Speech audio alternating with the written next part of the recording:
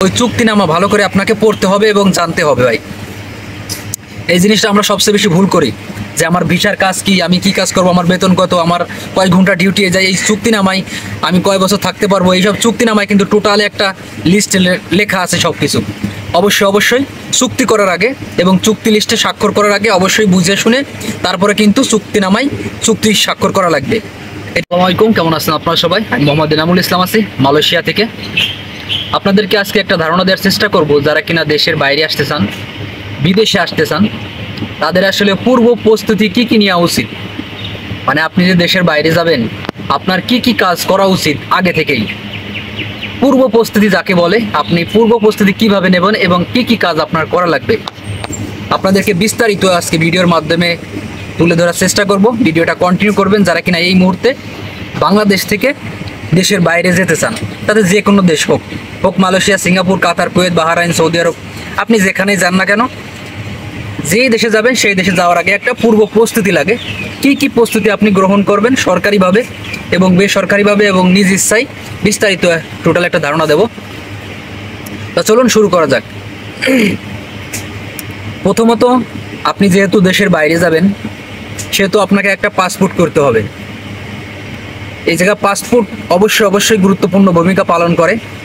একটা সঠিক পাসপোর্ট অবশ্যই পাসপোর্ট করার আগে আপনি যেহেতু দেশের বাইরে আসবেন সেহেতু চেষ্টা করবেন যাতে আপনার পাসপোর্ট এবং আপনার ভোটার আইডি কার্ড এবং আপনার এনআইডি কার্ড যেন তিনটাই মিল থাকে, নামের মিল থাকে, বাপ মার নামের মিল থাকে এবং জন্মস্থান যেন আপনার টোটাল যেন মিল থাকে।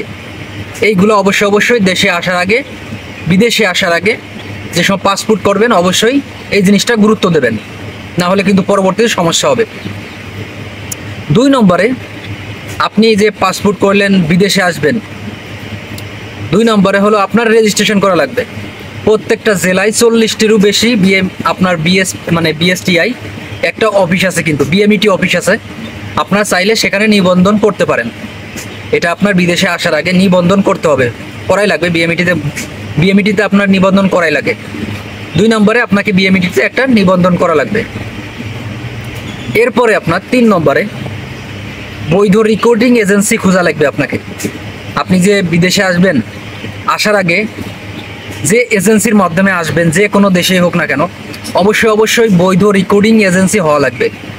আপনি যে দেশের বাইরে আসবেন এজন্য আপনাকে বৈধ রেকর্ডিং এজেন্সির মাধ্যমে সরকার অনুমোদিত যেসব রেকর্ডিং এজেন্সি আছে তাদের সাথে যোগাযোগ করতে হবে, তারপরে আপনার পাসপোর্ট জমা দিতে হবে।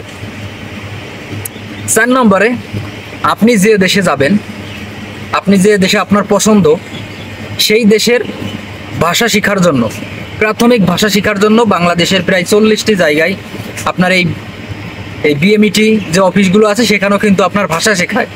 টিটিসিতে, মন্ত্রণালয় যেখানে আছে, সরকার অনুমোদিত যেসব জায়গা আছে এখানে ভাষা শেখায়।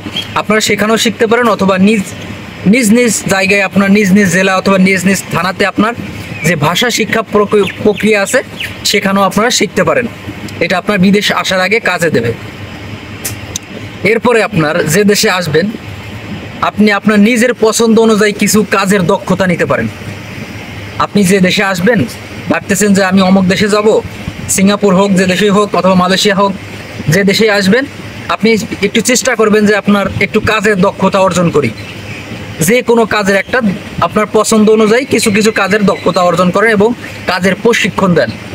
এ থেকে আপনার কি হবে, প্রবাসে আসলে আপনাদের প্রবাস লাইফটা সহজ হয় এবং কাজটা আপনি সহজেই করতে পারেন। এরপরে আপনার যে বৈধ রেকর্ডিং এজেন্সি, এরপর আপনার মেডিকেল করতে হবে।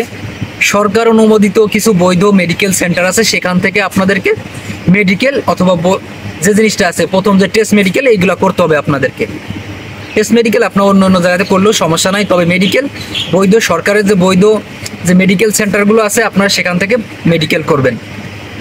এরপরে আপনার যে ফিঙ্গারের ব্যাপারটা, অবশ্যই ফিঙ্গারের যে বিএমইটি যে সিস্টেম আছে, বিএমইটির সিস্টেম অনুযায়ী সেখানে আপনাকে ফিঙ্গার করতে হবে।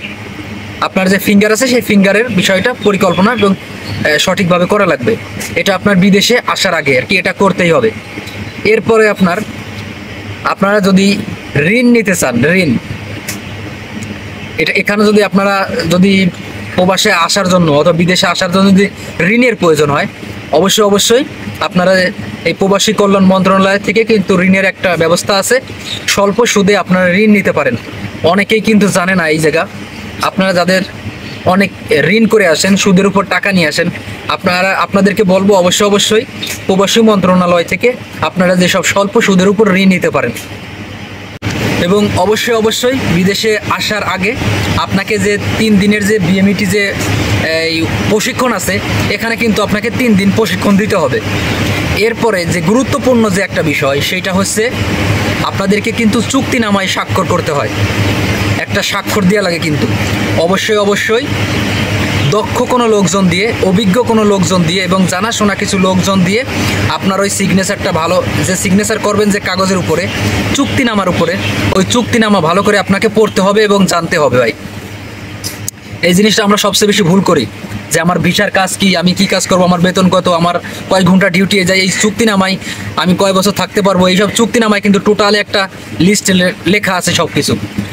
অবশ্যই চুক্তি করার আগে এবং চুক্তি লিস্টে স্বাক্ষর করার আগে অবশ্যই বুঝে শুনে তারপরে কিন্তু চুক্তিনামায় চুক্তি স্বাক্ষর করা লাগবে। এটা আমরা অনেকেই ভুল করে থাকি।